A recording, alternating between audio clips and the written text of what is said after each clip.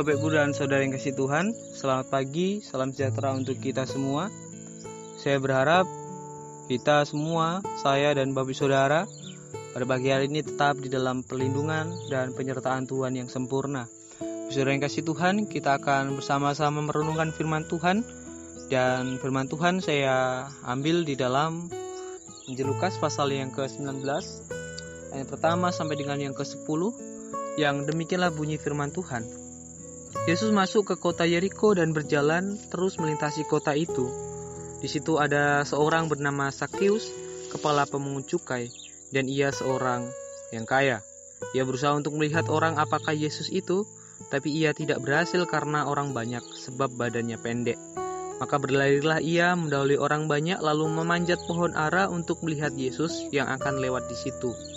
Ketika Yesus sampai ke tempat itu, ia melihat ke atas dan berkata, "Sakeus, segeralah turun, sebab hari ini aku harus menumpang di rumahmu."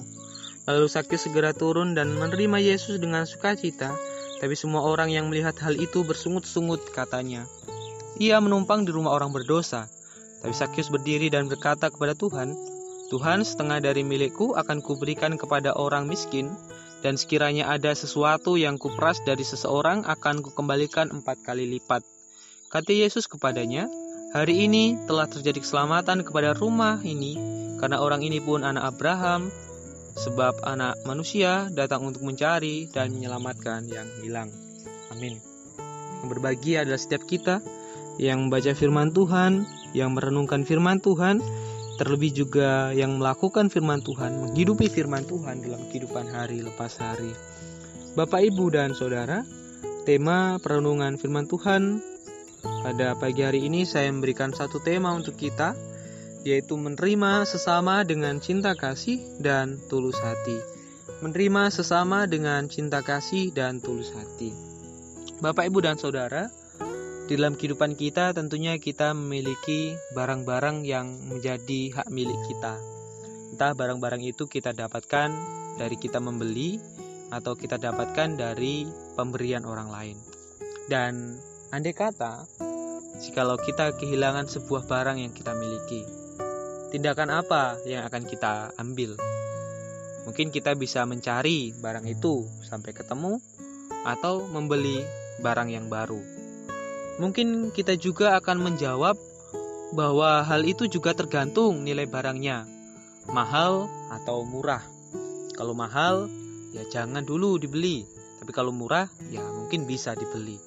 Bapak, Ibu, dan Saudara yang dikasihi Tuhan, cara berpikir yang membedakan mahal, murah, kemudian juga kudus, najis, halal, haram, layak ataupun juga tidak layak, suka dan juga tidak suka, tanpa disadari, semua itu menjadi tolok ukur dalam kita sebagai manusia menilai segala sesuatu. Hal-hal yang saya sebutkan di atas menjadi standar bagi kita manusia untuk menentukan keputusan, untuk menilai segala sesuatunya. Hal ini juga terlihat dengan sangat jelas pada bacaan kita pada pagi hari ini. Terlihat jelas pada kasus Sakeus, si pemungut cukai. Saudara yang kasih Tuhan, secara umum kita bisa melihat bahwasanya ketidaksukaan masyarakat Yahudi terhadap Sakeus itu terletak kepada pekerjaan yang dilakukan oleh Sakeus, yaitu sebagai pemungut cukai. Bagi masyarakat Yahudi, saudara yang kasih Tuhan, pemungut cukai adalah orang yang paling berdosa di hadapan Allah. Karena pemungut cukai suka memeras bangsanya sendiri. Pemungut cukai suka menyengsarakan bangsanya sendiri. Selain itu juga, pemungut cukai juga dikategorikan sebagai golongan orang-orang yang najis. Kenapa? Karena pemungut cukai senantiasa berhubungan erat dengan orang kafir. Tentunya orang kafir yang dimaksud di sini adalah pemerintahan Romawi. Karena pada waktu itu orang-orang Yahudi dikuasai oleh pemerintahan Romawi, dan pemungut cukai adalah pekerja dari pemerintahan Romawi itu sendiri. Bapak, Ibu, dan Saudara yang kasih Tuhan, oleh karenanya pemungut cukai ini dianggap tidak pantas, tidak layak untuk mendapat pengampunan dan keselamatan daripada Tuhan. Oleh karena itu, tidak heran ketika Yesus mengatakan akan berkunjung, bertamu, dan menginap di rumah Sakyus, kita bisa melihat bahwa secara spontan masyarakat Yahudi yang melihat peristiwa itu mencibir Sakyus dan juga Tuhan Yesus. Bapak, Ibu, dan saudara yang kasih Tuhan, terlepas dari cibiran orang-orang Yahudi yang melihat pada waktu itu, sikap Yesus ternyata lain. Yesus tidak mempedulikan anggapan orang banyak tentang dirinya.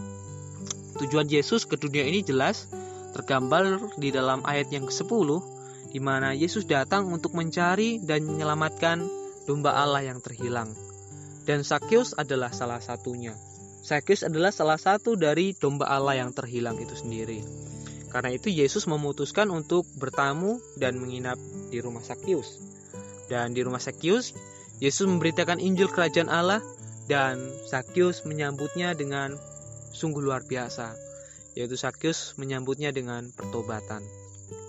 Wujud konkret dari pertobatan yang ditunjukkan oleh Sakyus adalah dengan menunjukkan perubahan hidup lewat tindakan yang nyata.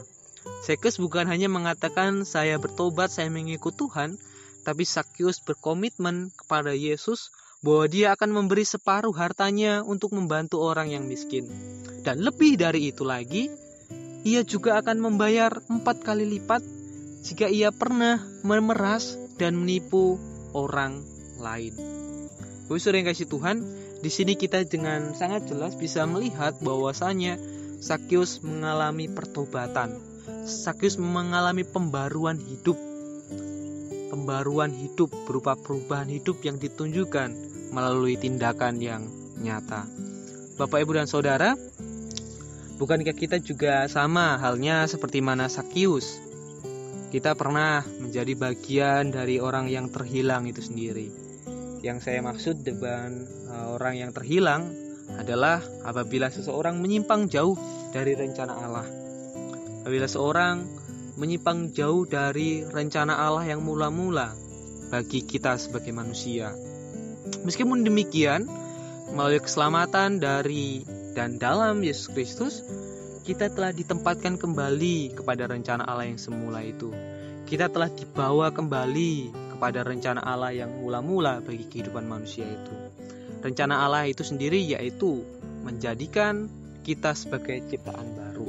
Dan sebagai ciptaan baru, Allah menghendaki agar hidup kita menjadi rahmat bagi orang lain. Sebagai ciptaan baru, Allah menghendaki agar hidup kita menjadi berkat bagi orang lain.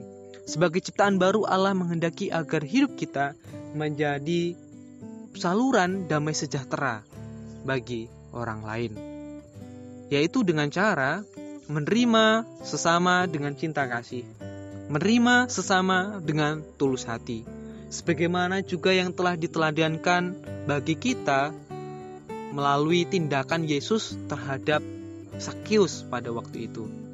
Bagaimana Tuhan Yesus menerima Sakyus dengan cinta kasih dan juga dengan tulus hati. Kiranya kita juga demikian. Sebagai ciptaan baru, kita boleh menjadi rahmat bagi orang lain dengan menerima sesama dengan cinta kasih dan juga dengan tulus hati. Amin. Kiranya Tuhan memberkati kita semua.